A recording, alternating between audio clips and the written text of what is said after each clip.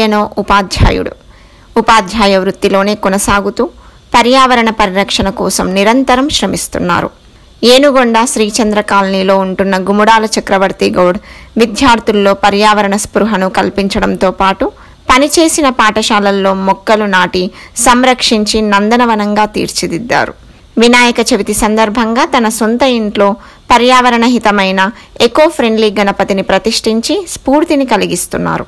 తన కుమారుడు గుముడాల ప్రజీత్ గౌడ్ కూడా తండ్రి నుండి ప్రేరణ పొంది గలగల పారే సెలయేరు పక్కనే కొండలు మహావృక్షం కింద పచ్చిక మైదానంలో కొలువైన మట్టి గణపతిని రూపొందించడం విశేషంగా ఆకట్టుకుంటుంది. ప్లాస్టర్ ఆఫ్ ప్యారిస్ విగ్రహాలతో పర్యావరణానికి తీవ్ర నష్టం వాటిల్లుతుందని ప్రజల్లో అవగాహన పెంచేందుకోసమే మట్టి గణపతిని ప్రతిష్ఠించి సహజమైన ప్రకృతి వనరుల మధ్య ఉండే విధంగా రూపొందించి అవగాహన కల్పిస్తున్నట్లు గుముడాల చక్రవర్తి గౌడ్ తెలిపారు. ప్లాస్టర్ ఆఫ్ ప్యారిస్ విగ్రహాల వల్ల చెరువుల్లో రసాయనిక వ్యర్థాలు చేరి అనేక ప్రాణులు మరణిస్తున్నాయని ఆయన ఆవేదన వ్యక్తం చేశారు. చెరువుల్లో పూడిక పేరుకుపోయి నీటి నిల్వ సామర్థ్యం తగ్గిపోతుందని, దీనివల్ల భవిష్యత్తులో నీటి కొరత కూడా ఏర్పడుతుందని ఆయన ఆందోళన వ్యక్తం చేశారు. ప్రజల్లో మార్పు రావాలని, ప్రభుత్వాలు కూడా ఈ విషయంలో స్పందించాలని గుముడాల చక్రవర్తి గౌడ్ కోరుతున్నారు. వినాయక చవితి ఉత్సవాల సందర్భంగా సేంద్రియ వ్యవసాయం చేసే రైతులను సన్మానించి పనస మొక్కలను బహుమతిగా అందించారు. అందరికీ వినాయక చవితి శుభాకాంక్షలు. పర్యావరణానికి మేలు చేసే విధంగా వినాయక చవితి వేడుకలు జరుపుకోవాలని భావించాం. నేను మా బాబు ఆలోచించి పర్యావరణానికి మేలు చేసే విధంగా ఇంట్లోనే సహజసిద్ధమైనటువంటి వాతావరణాన్ని కల్పించి వినాయకుడిని ప్రతిష్ఠించడం జరిగింది. ఇక్కడ చూస్తున్నటువంటి ప్రతిదీ కూడా సహజసిద్ధమైందే. ఇక్కడ వేసినటువంటి పచ్చిక ఏదైతే ఉందో గడ్డి కూడా సహజసిద్ధంగా ఉన్నటువంటి గడ్డిని వాడినాం. ఇక్కడ కృత్రిమమైనటువంటి ఒక జలపాతాన్ని కూడా మనం సృష్టించడం జరిగింది.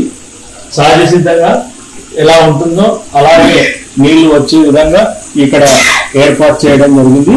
అదేవిధంగా కొండలు, కోనలు, సహజమైనటువంటి వృక్షాలు, ఆ వృక్షాల కింద అద్భుతంగా కొలువైనటువంటి గణపతి, మట్టి గణపతిని ప్రతిష్ఠించి ఇక్కడ వేడుకలు జరుపుకోవడం జరుగుతుంది.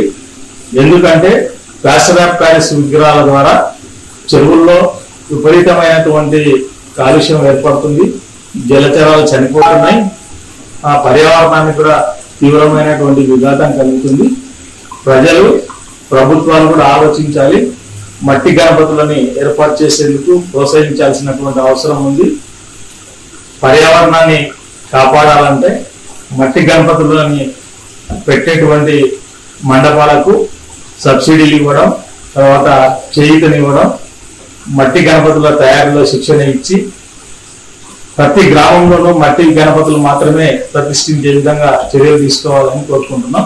అదే ఉద్దేశంతో ఈరోజు ఇక్కడ గణపతిని, మట్టి గణపతిని ఏర్పాటు చేసి ఇంట్లోనే సహజమైనటువంటి ప్రకృతి సంపద ఏదైతే ఉందో ఆ అడవిలో ఉన్నటువంటి సహజమైన వాతావరణాన్ని కల్పించి ఇక్కడ విగ్రహాన్ని ఏర్పాటు చేయడం జరిగింది.